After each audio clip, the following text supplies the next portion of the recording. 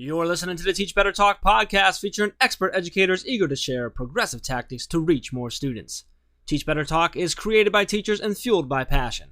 Let's get started.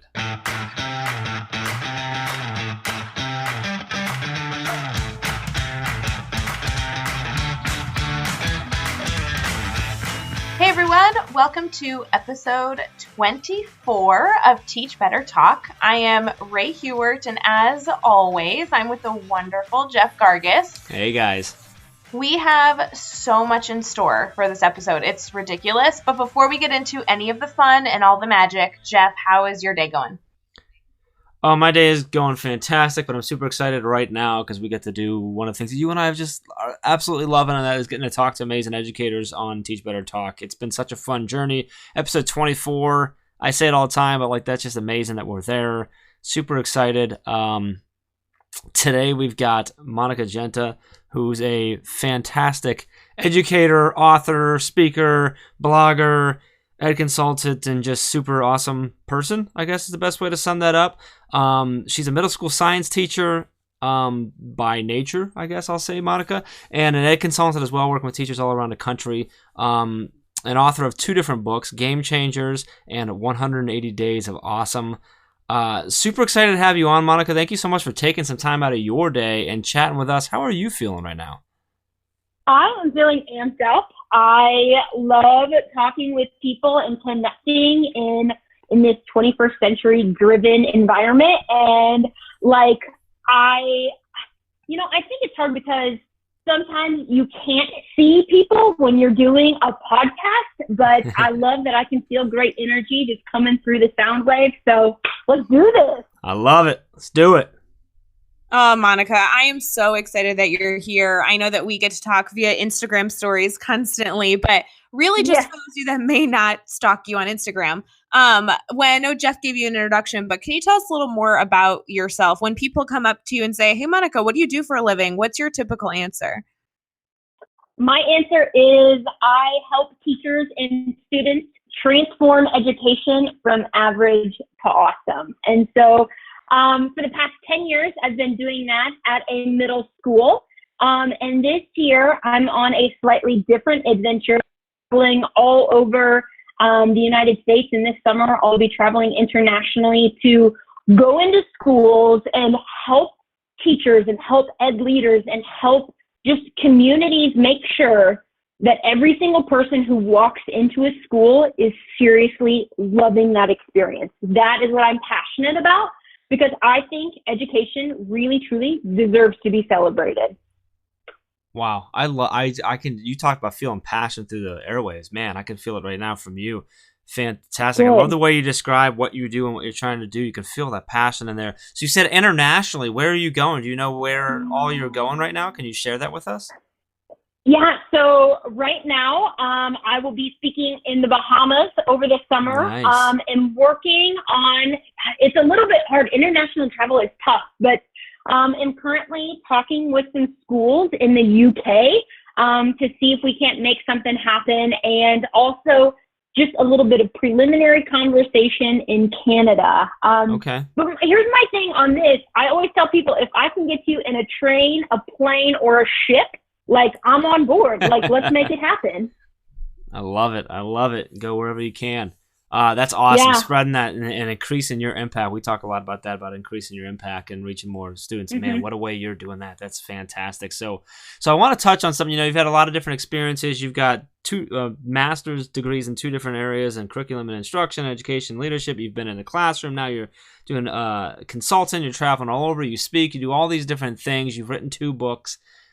Lots of experiences there, lots of different things that you've done. One of the things that I always talk about is that I've been really fortunate enough to fail a lot because I've learned from all those failures. So I want to tap into your brain about a time that you failed. Can you take us there with you and pick out a time that you've had a failure, why, kind of how it happened, how did it make you feel, then how did you overcome that, and what did you learn from that failure? Yeah. So, one thing that I love to do is I stretch myself. I love when people tell me that some sort of challenge or goal that I've set for myself is a bad idea.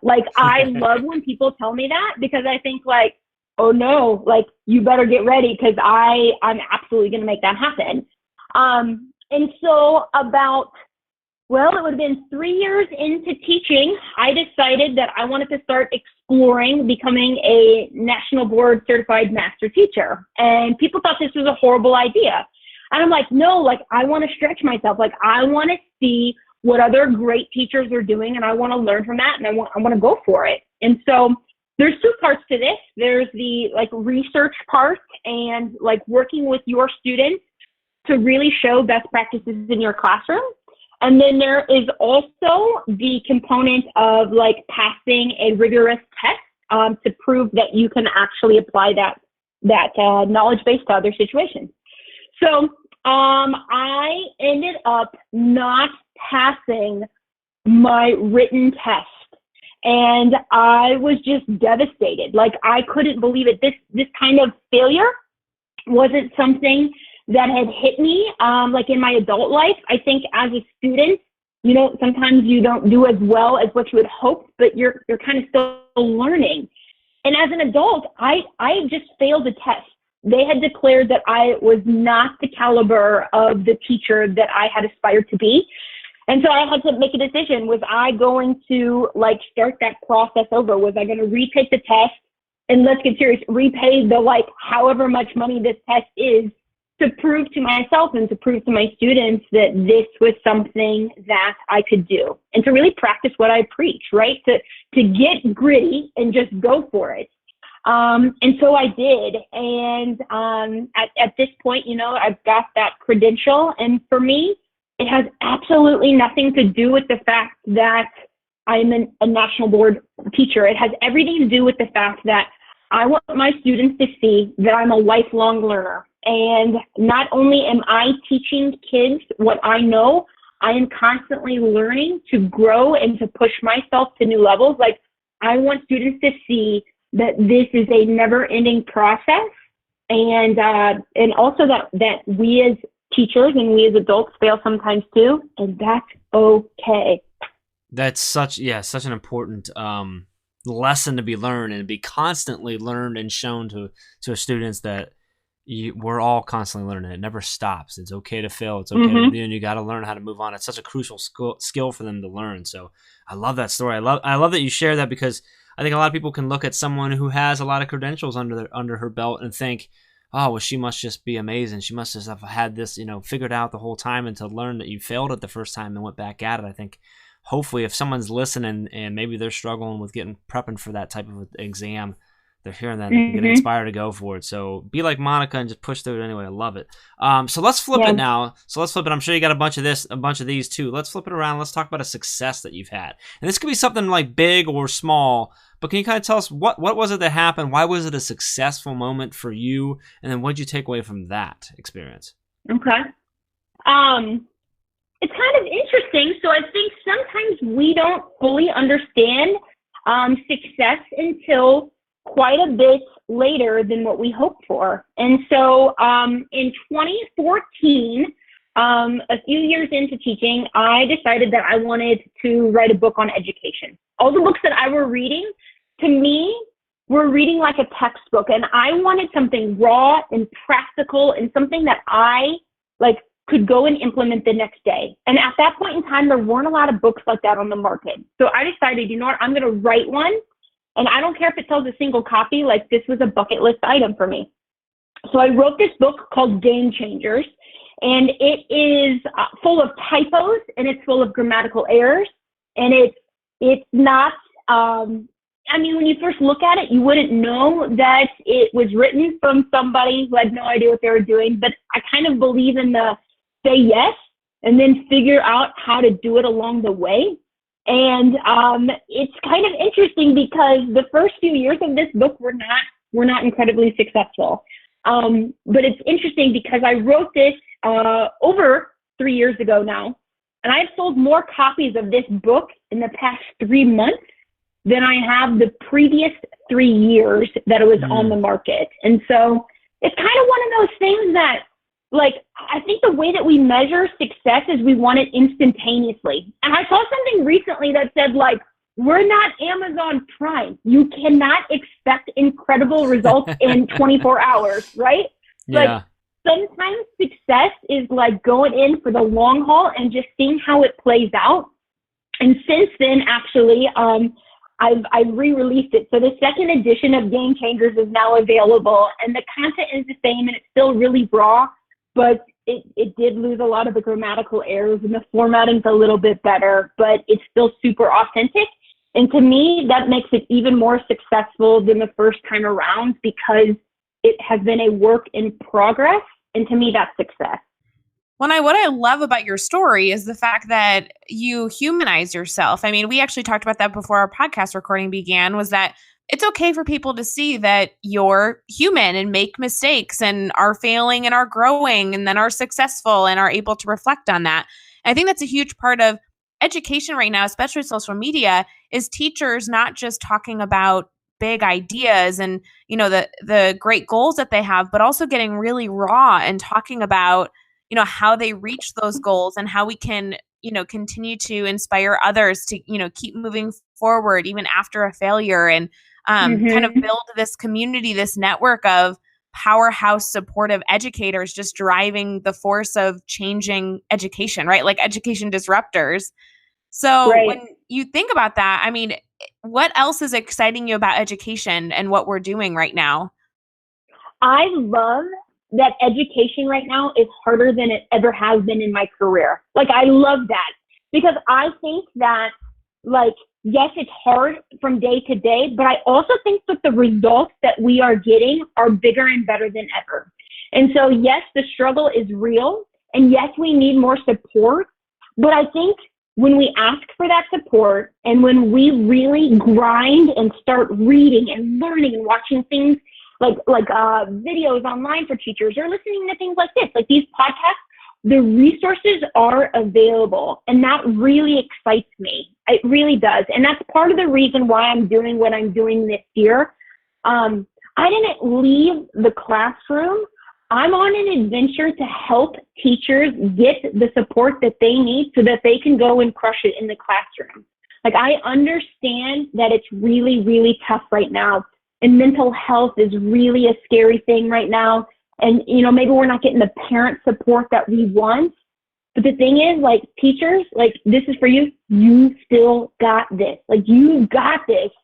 So utilize those resources and go out there and make amazing things happen for kids.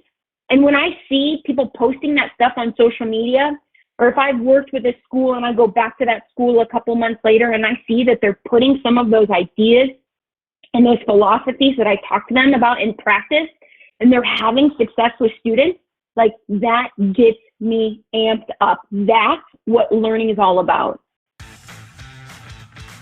Hey everyone, while we take a quick break, I want to make sure that you know about all the free stuff over at teachbetter.com. We have obviously those free online courses we talk about all the time, but there's also really great ebooks and guides. We have standard-based grading, parent communication tricks and tips, district implementation guides, Observe Me posters, gamification badge kits, and so much more. So make sure you head over to teachbetter.com to check those out.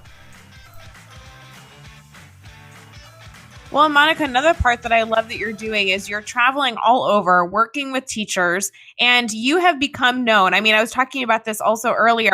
Somebody called me 2 weeks ago and said, "Oh my gosh, do you know Monica? She is like the advisory social emotional guru." Like, it's just so funny that this is really the platform that you're built off of, is this desire to support teachers and really through authentic social emotional experiences for these students. So when I think about advice, I really want to ask you what advice you give a new teacher. Maybe not a new teacher. I mean, obviously think about the new ones in the districts that are just, you know, starting their first job, but also the teachers that are just a few years in. What do they need? What advice do they need to hold on to and never forget to really become successful in the field that we're in? Yeah, I think that it's hard right now for new teachers, because I think that what universities are prepping them for, it's not a bad thing. Like, I totally support higher education, but I think it's harder now than ever because we don't authentically know how to prep pre-service teachers because like there's no experience like the real world experience. So what I would tell them is we have to build deeply rooted relationships with our students from the very first day of school. And I think that, you know, my first few years teaching, I thought that that meant like I needed to know their favorite color and their dog's name, like things like that, which are important. But I'm talking like dig deeper than that. Like, I think that we need to know our students on such a life level before anything else can actually take root. I often say, like, we have to build deeply rooted relationships with students so we can see the fruits of education. Like, that foundational relationship is so very important. And so I often say, like, we got to do life with kids. And for me, the 3 pillars of a successful relationship are that I have camaraderie with kids, that I have compassion with kids, and that I can effectively communicate. And it's not just me with them, it's them with me, and it's like students with their peers. And, you know, I don't call my classes periods. Like, I have a second period science, I have a third period science, and that's great. But I refer to those as my family. My second hour family and my fourth hour family. I think that we have to take more ownership of that 40-minute or 50-minute or whatever time block you have. Like, we have to take ownership of using that as quality time with kids. And I think that starts when we are building relationships with them.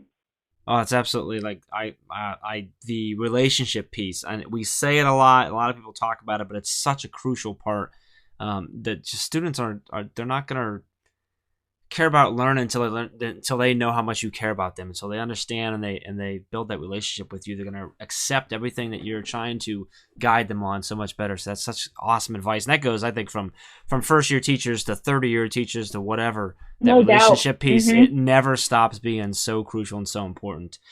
So I love that. I want to touch something, Monica, on, can we talk about your other book for a second? I love the title of Sure. 180 Days of Awesome. Can you give us like the what's this book about? What can I expect? Yeah. So that was a book that had never intended to be written. That was not my goal at all.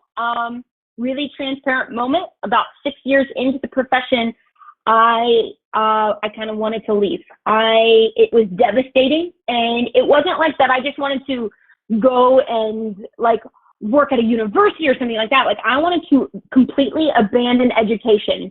And I realized that this, like, education is evolving, but the problem was that I wasn't evolving with it. And so, like, I had to change my mindset. So what I started doing was actually keeping this like super secret journal. And I told myself that I was not leaving my school every single day until I had intentionally reflected on one little awesome moment that had happened that day. I was intentionally finding those, and I would just write like a paragraph.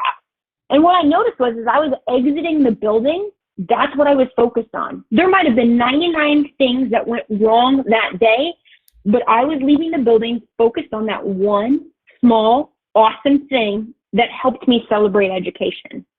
And so as I'm writing this, I started to notice that I was also aware of those moments in the moment that they were happening. And I would tell students like, oh my gosh, that was awesome. That could be my awesome of the day. And so they started picking up on that language. And then other teachers in the building started picking up on it. And it created almost this really interesting, awesome ripple where people around me were also looking for those really cool, awesome moments. And so at the end of it, I had this really cool, almost like memoir of my year. And a teacher said, okay, so here's the thing. This is what education needs right now. Like, this has to be released. And again, I had no desire to do that because it was real and it was raw. And it's like, there's like cuss words in it and there's words that aren't even words, but it was a personal journal. And with quite a bit of encouragement and realizing that, like, almost truly I was being selfish. Like, teachers needed this. They needed permission to laugh and to cry. And this journal was giving teachers permission. So 180 Days of Awesome are stories and strategies and reflections of my year in a nutshell. And then what I ended up doing was I actually issue a reflection challenge for the teachers who read it so that they can implement that same sort of awesome moment in their own classrooms and make it personal for their learning and for their journey. Wow, that is for lack of it's the best word. That's awesome. I love that I like focus. It, yeah. That's great. I love that. That's what you did, and I love the organic nature of that.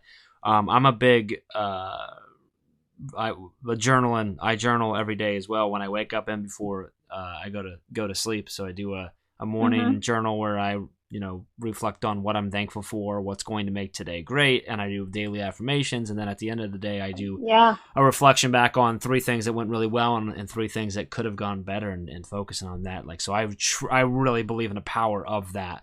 But I love that that became your focus every day versus all the other things that could have been your focus and could have taken you down a negative path or, gotten you frustrated or burnt you out faster. Instead, you had this focus on what was awesome for the day. Like, that's really powerful. I love it. So now let's see how awesome you really are, though. So here's what we're going to do now. Oh, boy.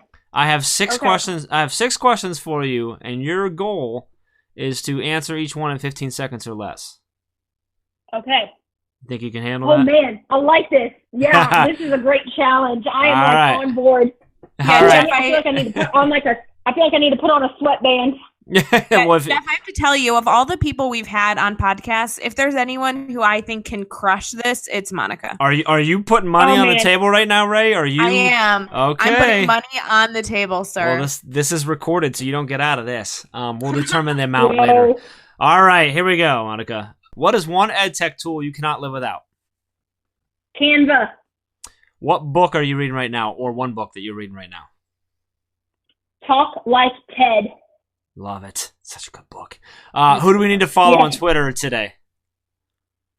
Oh, man. I think you should follow Ray if you're not. I'm not even kidding. I'm not even saying that because she's right there, but like for real, straight stuff. I agree. What's the best YouTube channel or website blog for educators?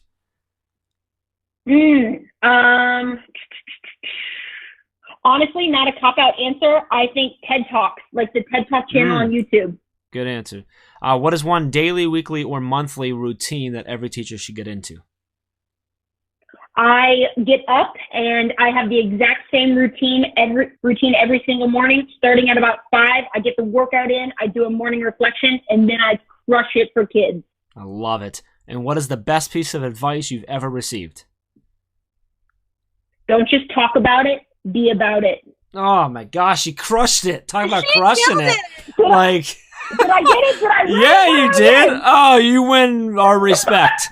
There needs to be confetti in the air, everything. Yes, I feel it. Oh my god, that was great. No, I mean, over here. Solid answers. I love the daily routine.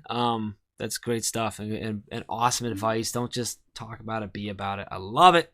Love it, Monica. Perfect. Yes. Oh, Monica, man. Okay, good. I have to say, one of the many reasons we wanted to have you on this podcast is for just the energy you exude. I know that I'm sure people tell you, but just so that you can hear it, because I really think that sometimes we don't tell educators how great they are. Being around somebody who is so passionate it just fills you up. You know, like we all talk about the buckets, and you can't fill somebody else's bucket unless yours is full. And I just think everybody out there needs to connect with you, keep following you, find ways to hear you speak live. Because the energy and inspiration you produce in just a 20-minute podcast is so uplifting. And I hope that all of our listeners are feeling that goofy energy that's coming out of the realness in this podcast recording. It's so fun. Yes. Well, I have had a blast doing this. Like, I'm over here, I'm like sweating a little. I mean, those 6 questions really, I mean, it was like cardio, insanity over here. But honestly, like I really do appreciate this, because I think that like there are so many great educators doing so many great things, and I appreciate you guys taking the opportunity to want to talk, because like what the Teach Better team is doing is so meaningful, and I'm pumped to have been able to share the past few minutes with you guys. So the most important question I might have for the entire podcast is just simply like asking you how people can connect with you, whether it be Twitter, Instagram, website, blog, Facebook, YouTube, books, I don't care, but some way that somebody can connect with you and keep kind of the energy flowing. Yeah, totally. So on social media, I'm at Monica Genta ED. So Monica Genta Ed, Genta, like the color. And like all my books and all of my vlog and blog entries are available on my website, monicagenta.com. I love connecting with people, and I love creating memorable moments for PD or for just like communicating with teachers and doing life with each other. It really gets me amped up. So I think people say like, don't hesitate to reach out, but I'm like dead serious. I pride myself on having a clear inbox and a clear like email at the end of the night. So like, let's hang out, let's chat. I love it. And you know that you can find all the links and all the resources and everything that we've talked about in this episode over at teachbetter.com, as well as those really important links like to Monica's social media and to her website so you can connect with her and keep the conversation going. So make sure you head over to teachbetter.com for all of that. Be sure to hit subscribe so you don't miss any of the upcoming episodes. And if you can give us a rating and a review, we'd really appreciate that as well. Monica, truly, thank you so much for coming on. Your passion is infectious, and I love it. I'm super excited to dive into both your books now and take on the 180 Days of Awesome, and I encourage anyone else who's listening to do that as well. I love it. So thank you for taking time out of your day and hanging out with us and having some fun and doing everything. Really appreciate it a lot. Yeah, thank you, guys. And everyone who's listening, until next time, let's get out there. Let's teach better.